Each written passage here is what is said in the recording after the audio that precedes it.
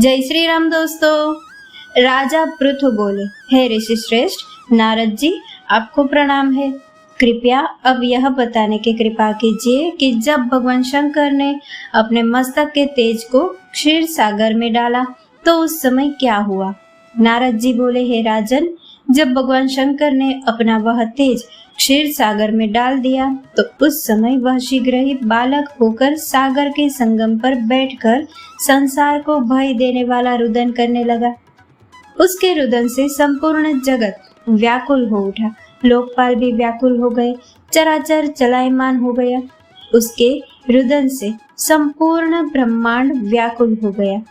यह देखकर सभी देवता और ऋषि मुनि व्याकुल होकर ब्रह्मा जी की शरण में गए और उन्हें प्रणाम कर उनकी स्तुति करने लगे।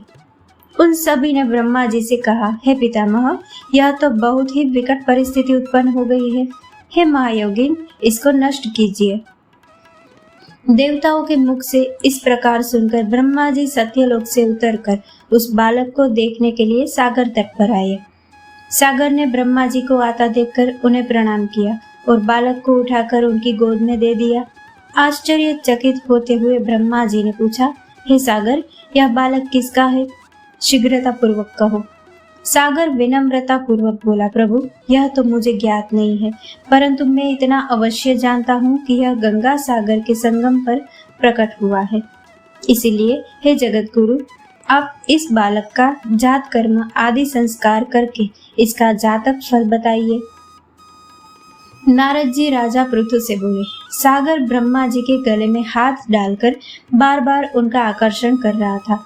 फिर तो उसने ब्रह्मा जी का गला इतनी जोर से पकड़ा कि उससे पीड़ित होकर ब्रह्मा जी की आंखों से अश्रु टपकने लगे।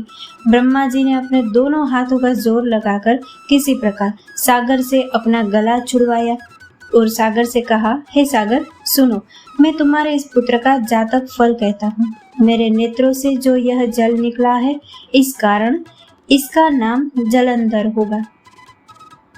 उत्पन्न होते ही यह तरुणावस्था को प्राप्त हो गया है, इसीलिए यह सब शास्त्रों का परगामी, महापराक्रमी, महावीर, बलशाली, महायोद्धा और रण में विजय प्राप्त करने वाला होगा।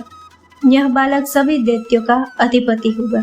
यह किसी से भी पराजित न होने वाला तथा भगवान विष्णु को भी जीतने वाला होगा। भगवान शंकर को छोड़कर यह सबसे अवध्य होगा। जहाँ से इसकी उत्पत्ति हुई है, यह वहीं जाएगा।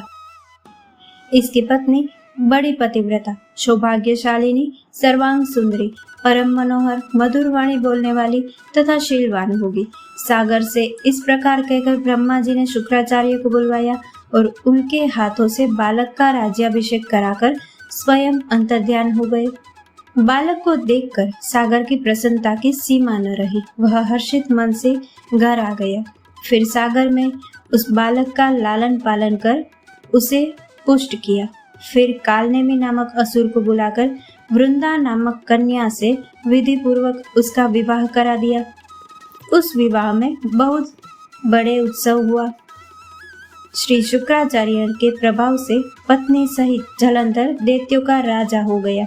यहाँ पर कार्तिक मातम्य के 10वें अध्याय की कथा पूर्ण हुई।